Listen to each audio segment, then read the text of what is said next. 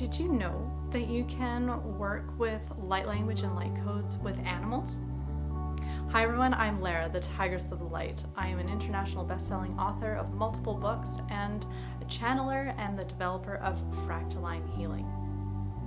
So light language and light codes are not only useful for ourselves, but they are totally useful for our beloved pets and animals. So you can absolutely use these. You can play light language for like a channeling, such as one of the channelings that I offer. You can find them on YouTube or Instagram, or even on my website I sell some channelings. You can play those for your pets if you can find one that is appropriate for them. If you don't channel yourself, of course, if you channel yourself, then you can offer the beautiful light language channeling to your animals. You can also work with light codes. So for example, the Little Book of Light Codes and Light Codes for the Soul hold many symbols, but those symbols can be translated very nicely for our pets. So how we might work with them is we might bring the animal close to us. Depending if the animal likes to be held, or maybe we sit next to them or just in close proximity so that we can feel that connection, right? Of course, we know that you don't have to be in the same room or same space as the animal. You can do it distantly. But for those of you who maybe aren't familiar with distance healing, it's nice if you can just be in close proximity with your animal. And what this is going to do is if you're within around a 6-foot radius, let's say, your energetic bodies, your animal's energetic body and your own, are actually going to touch. So you can look at a light code and, let's say, read the message, but there can be part of you that is connected, that's feeling the energy of your pet. And so as you take that energy in and you feel your pet, you can be setting an intention and a feeling. If you can feel it, that's much better than just setting an intention. Intentions are good, but we need to add a little bit more to them. We want to add more senses to make them more real. So by feeling the animal themselves, like either you have your hand on them and that gives you that connection, or if you can feel it in your aura and your energy body, that works too. And you're working with the material. You could be gazing at the light code, and then it's like you're offering it to them. You're connecting in that realm of unlimited possibilities, your field connected to their field, and you're offering them the energy.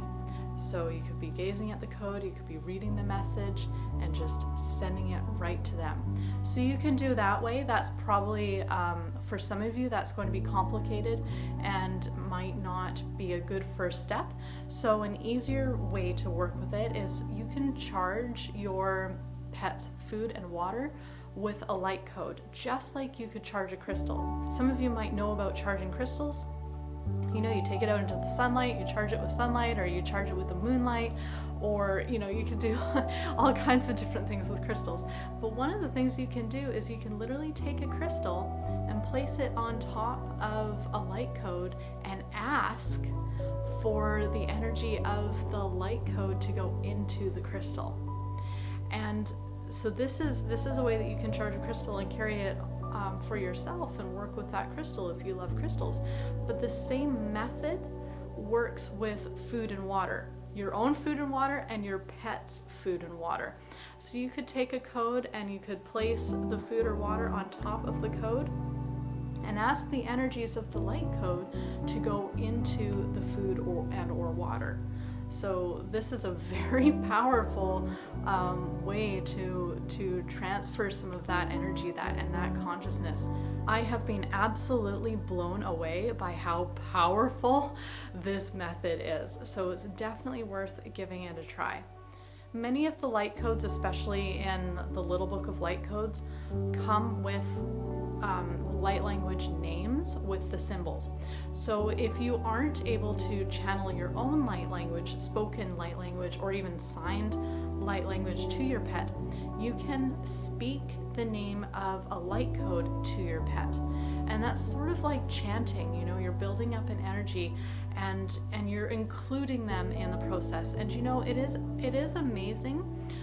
Pets they're so intuitive and they're so smart, and they know what this energy is. I've seen cats lay on top of the little book of light codes, lay on top of it and sit on it, and you read it out loud and they listen.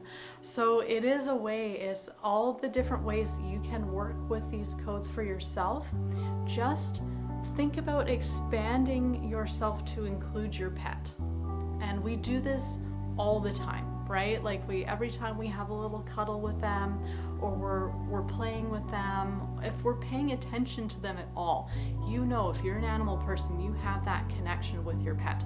So anything that you do for yourself, and just in your beingness, in your energy, you're inclusive of your pet. Anything you do, they're going to get as well. And remember that the light language and light codes, they're always working in the highest good for all, which includes the highest good for your pet. So if you're not even sure if this is an appropriate channeling or an appropriate light code or an appropriate message, whatever that is, just remember everything that is coming from Light Codes by Lara is brought forward with the best, highest possible intention and clarity and in the highest good for all.